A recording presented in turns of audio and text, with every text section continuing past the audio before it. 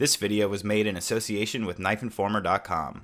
Head on over to Knife Informer for all of your blade-related needs, including reviews, comparisons, stats, and more.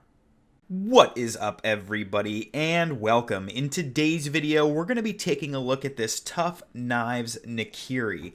This knife comes to us on loan from my friend. You'll know him as username_Ocean. And he's on Instagram and Reddit, and he is a super sweet dude. He's been picking up some major grails lately, and he sent along a couple of those knives, the Nakiri and this Ryu included. So today we're taking a look at this Nakiri. Now, this is the first TuffKnives piece to hit the table. If you've been listening to our podcast, Knifecast, or maybe I brought it up in the actual Crusade video, but Jeff is the sort of mentor and partial teacher to Ian of Crazy Motherfucker Metalworks, CMF Metalworks. So we saw the Crusade before, and it's kind of interesting to now have a knife on the table from Jeff. And, you know, his knives are something that I've been looking at for quite a while. I think his designs are particularly on point. I very much enjoy sort of the aesthetic choices that he makes on his knives. He does a lot of really interesting finishing work that not a lot of people are really doing. This knife's not really a good example of that. You know, this is sort of just standard milled titanium with some tumbled anodizing and everything, which we'll talk about. But if you've seen his Instagram page or anything like that, you know that he's done some knives where like it transitions from like a tumbled finish into like a polished sort of hammered finish, and then he like does like a gradual anodizing on that part, and it just like looks amazing. So he does a lot of really interesting aesthetic stuff that I'm a big fan of. So the Nakiri model, when I first saw it come out, I was really into it. I sort of like the rhinoceros design that it has, and I really like the cleaver style blade. I think it looks super cool with the full fuller right here. I don't know. I was really stunned by this one. One became available for a little bit. It actually might still be there on Arizona Custom Knives. And man, I came pretty close to buying that knife. The Nakiri is a newer model and a little bit more rare. I think there's like less than 50 of them total. I've only seen, I think, 12 of them based on his Instagram. I mean, I'm sure there's more than that, but not too many. And each Nakiri has been a complete and total one-off, some of which have absolutely taken my breath away. So I definitely advise you to go check out his Instagram and like look through some of the Nakiris that have happened, because he's just, each one is such a unique piece and like has its own theme and is just absolutely gorgeous, which I really like. Now this one is obviously more of a user build. We've got some tumbled finishes and everything. Let's take a closer look. So first of all, with this blade, you can see we have a vertical hand rub satin finish on the primary bevel. The edge, if you'll notice, is quite interesting. It sort of is not following the same curve as the shape of the knife, so you can see it's thick at this end and thick at this end, and gets thinnest in the middle. Kind of interesting. And then we have the hole here that's sort of a straight oval, which goes directly into the fuller all the way down, and then a bit of a rise at the tip. Overall, a sort of cleaver style shape. I really appreciate it. I think it looks sweet. The front is sort of finished just like the spine, not sharp.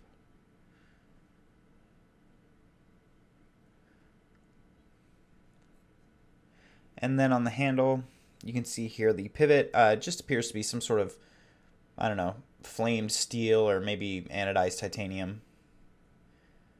And then we have anodized titanium frame with like tumbled purple and then just tumbled gray on the tops. Sort of like a futuristic, almost alien design. Mechanical, but alien. And like I said, they're all different. So like this milling, it's only on this knife. It's pretty interesting. The backspacer is shaped a little bit. Here, how can I'm going to shut the knife so I don't kill myself doing this. So you can see it comes to a point. If you look at the knife dead on, it's kind of interesting. Clip follows the sort of overall design. Little collar sort of around the other side of the pivot. Sort of a very tapered flipper tab. And something a bit unique about this knife is sort of the blade to handle ratio. Let's take a quick look at that. Let's see. So if we do a couple of quick measurements, I show the handle sort of from all the way at this very tip all the way to the very tip of the handle as just about 4.25 inches, almost exactly 4.25 inches. And then if we take a look at the blade from sort of, we'll do the whole spine is what we'll say. So spine tip to where the spine disappears behind the handle here is just about 3.75 inches. So 0.5 inches is the only difference between, the length of each here. Pretty interesting. We're cramming a ton of blade into this handle. If we close the knife, you can see the blade, it's obviously not sharp here, which is good, but you can see that the blade extends beyond the handle a fair bit. Now, granted, the handle extends beyond the blade on this end as well, but still, it provides for some really unique and interesting sort of aesthetics that I don't think I've seen on any other knife, really. And, it's interesting. My hands are like medium hands, and the owner of this knife says that he actually has to sell it. He bought it, and he's got big hands, and you can see I don't really have a lot of extra room with medium glove. So I can understand why you'd have to have a pretty small hand. I have basically the biggest hand that's going to work with this knife. So you sort of need to be a smaller medium glove, or you're just not going to be able to get your whole hand on this handle. Which, when you really apply it and then you look at how big the blade is, I don't know. It's not as big as like this Shiro blade, but like it's not too far off. You know what I mean? And so it's interesting because this knife could be handled by pretty much any hand size. And even though the blade on this one's longer, like this blade has more, depth to it and just still feels very meaty and large in comparison. Well, actually, here, let me get the tangs lined up. The pivots lined up. So actually, yeah, we're really not that far off. Sorry, I had this knife pulled down here.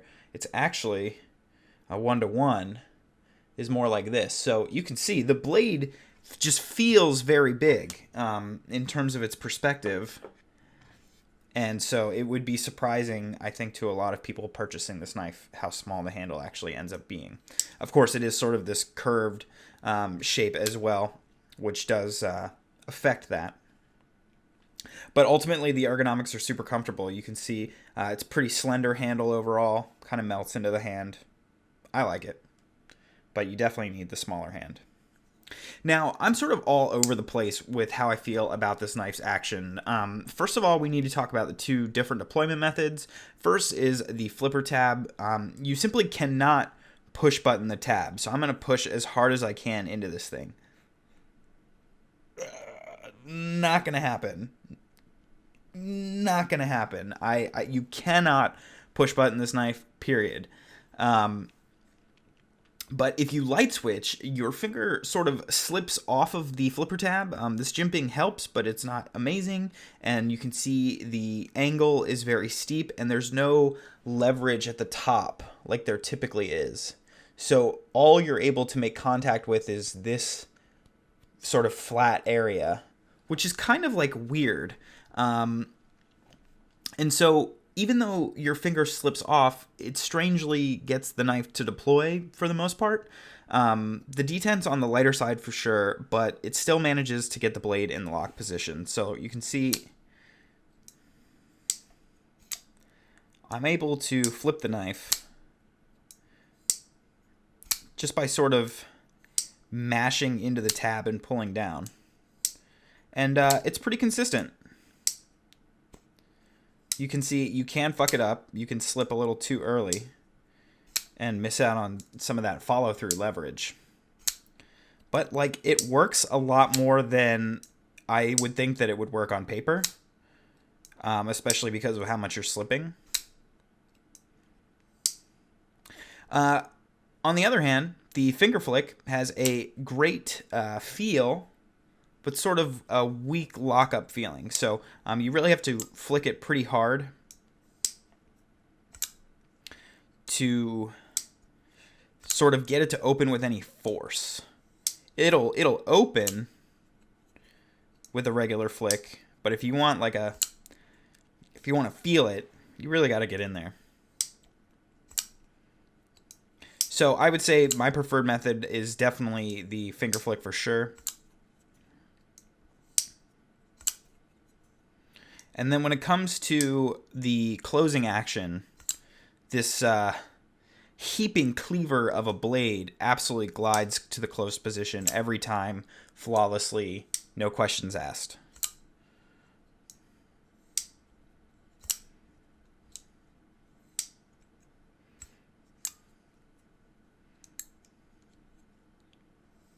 I could have gone for a stronger, snappier detent on this knife and a flipper tab with a little bit more leverage, but it's not bad. So that pretty much does it for this knife, guys. It's pretty interesting. The Nakiri, it's almost a model that I could see myself owning, but the fact that the detent is on the lighter side isn't particularly to my personal favor. But if this was a knife that you were interested in owning and that you really appreciate from an aesthetic standpoint like I do, and you want something that you can finger flick pretty easily, pretty well. I can't do it with my left hand, of course, but if that's what you're looking for, I think it's worth the price. I think the knife is really well made. It feels solid. I love the milling. I think all the tolerances are pretty on point. And I really like the finishing, and I just think it's a sweet knife. I have some pretty cool pictures coming up of this knife on Instagram, and I'm just really happy with it overall. So hopefully, maybe if you order one directly, you could sort of customize the strength of your detent. That might be something that Jeff is willing to do. I haven't spoken to him about it, but that is something to consider. Before we go, guys, I mentioned before that the other knife that Ojin sent was the Ryu. Now, if you know me, you know that the Ryu is one of my absolute grails. When I was in the New York show, if you guys saw my top picks video, I actually voted the auction version of the Ryu, that was a full Timascus frame, as my favorite knife of the show. And this knife was actually at that show. And, you know, it's been through a couple of owners, and it was nice enough of Ojin to consider sending it to me, because it is absolutely one of my all-time grails. Now, having said that, this particular build, not something that I'm partial to. I don't really like copper, not really a micarta guy. So right off the bat, it sort of wasn't the perfect example of what I have in mind for a Ryu. And in addition to that, it needs some sort of spa treatment or something, because this particular knife has a bit of a lockup issue. When you deploy the knife, the lock gets sort of stuck up against the tang. And you can see that the tolerances are so close that you actually can't pull the blade back and get lockup like you can on basically any other knife. you have to be deploying the knife to get it to lock up. And then when you break the lockup, it sort of pops out of place and the knife can close. Now you can see the deployment on the knife, fantastic. The closing on the knife, fantastic. I love the sort of muted acoustics, very similar to my Bushido. Whoa. But this knife's not going to get its own video. That's what I'm trying to say. It's an absolute grail of mine, and I very much hope to own a Ryu, and if it weren't for that lockup issue, this Ryu would be absolutely fantastic. I also don't feel super motivated to make a video on one in a configuration that I don't fully appreciate.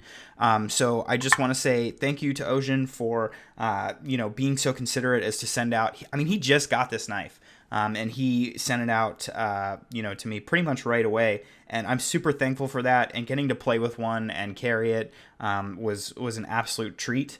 But I just don't feel like it's the right knife for the channel. So I hope to get my hands on another Ryu soon, so that we can take a closer look at that knife and everything that makes it absolutely awesome. You guys will be able to see some pretty sweet pictures of this one, though, on my Instagram as well. So, of course, follow me at tovarishworks. If you enjoyed this video, please consider hitting the like button and possibly subscribing if you'd like to see other videos in the future. Thank you so much for watching, guys, and I will see you next time.